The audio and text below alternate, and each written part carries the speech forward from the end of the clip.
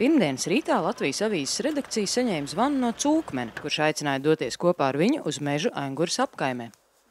Šodien mēs esam izbraukuši uz notikumu vietu, uz noziegumu vietu, konkrēti piefiksēt, ka viens cilvēks ir izmetis atkritumus, konkrētu mašīnu, konkrētu Volkswagen.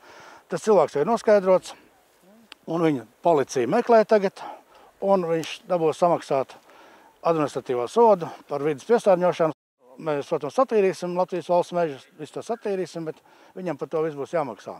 Paspējam nofotografēt konkrētā numura zīme, īpašnieks jau tiek noskaidrots un saņems sodu, jo tā tas turpināties vairs nevar.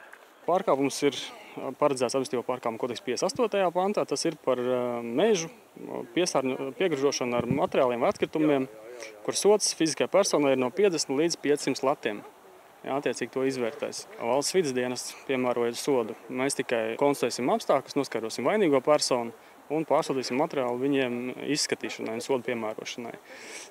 Bet, ņemot vērā apstākļus, kad īpašnieki jau mēs pārbaudījām, kad viņš nav mums vietējais un ir tuvumā dzīvojošs cilvēks, ir pamatots aizdoms, ka visticamāk tās ir bijis tāds, ka mašīna ir pārdota, nav pārrakstīta, kā reizēm mēdz gadīties. Un tad šeit arī attiecīgi izmaksas pārējais. Bet, jebkurā gadījumā par automašīnas likteni atbild automašīnas īpašnieks, kamēr viņi ir uzskaitē, un šī automašīna vēl joprojām ir uzskaitē, un tātad ir konkrēts cilvēks, kas atbild par to, kas noticis ar šo automašīnu. Kā pareizi rīkoties, atrodot līdzīgas atkritumu izgāstuves mežā, jautājām valsts vides dienesta kontroles un uzraudzības daļas vadītājam Andrim Roskam. Tātad vislabākais variants būtu, ja ir pie rokas fotoaparāts, tātad to nofiksēt uz fotoaparātu. Protams, kā teikt, nofiksēt konkrētu vietu, iespēju robežās, kur tas atrodas un kā to vietu var atrast. Ja? Un tādā gadījumā šo te materiālu var nosūtīt valsts vides dienestam uz mūsu oficiālo e-pasta adresi, tad mēs tālāk viņu skatāmies. Ja? Iespēju robežās valsts vides dienests mēģina šīs vietas arī apsekot un izbraukt uz vietas. Ja? Tātad pirmkārt tiek sastādīts pārbaudes akts, kurā tiek ierosināta administratīvā lietvedība. Gadījumos, kad nav iespējams noskaidrot vainīgo, tādā gadījumā tiek izdots vienkārši šajā te pārbaudes aktā rīkojums tam zemes īpašniekam, uz kuras zemes tātad atrodas šie atkritumi. Šogad man sākas kampaņa Nemēslo mežā, nemēslo ceļmalā konkrēti. Un mēs iesim kopā ar Latvijas valsts meži, Latvijas valsts ceļi, ceļu policija, CSDD, valsts policija un konkrēti ķersim šitos te piesārņotājus.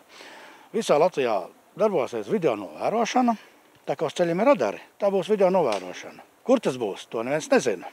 Personīgi es ar kameru filmēšu, policija filmēs un mēs centīsimies noķert piemēslotājus, jo šī, piemēram, ir cīņa ar sekām, bet mums jau jācīnās ir ar cēloni. Un kā tu pats kļuvi par Cūkmeni? Es kādreiz biju normāls čalis. Arī brauca mašīnu, tur kaut ko uzāda saldējumu, izmet papīrīt laukā, izdzer to garšīgo dzērienu, pa logu izmet ārā. Vienreiz man bija mašīna eļļā nomaina. Servisos dārgi, kaut ko dabūju pats kaut kādu eļļu pie Pīļezera, uz Almēras ceļu. Piebrauc un tur tāda kāpa uzbrauc augšā un skroja vaļā, laiž to eļļu laukā.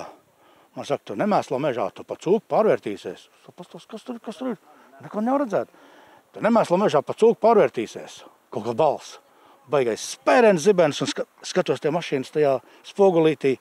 Šitādi šķeltnaģi, ausis, viss nevar dabūt nost. Šausmas, nāk mežsargs, tas man grib šaut nostavu. Aiziet uz valsts mežiem un teica tā. Tagad tu būsi Cūkmenis un kamēr tu visu nesavāks, ko tu pats esi piesārņojis un citiem neiemācīs, ka nedrīkst piesārņot, tu būsi cūka, būs Cūkmenis un viss jāsavāc, un tikai tad tu atkal būs par cilvēku.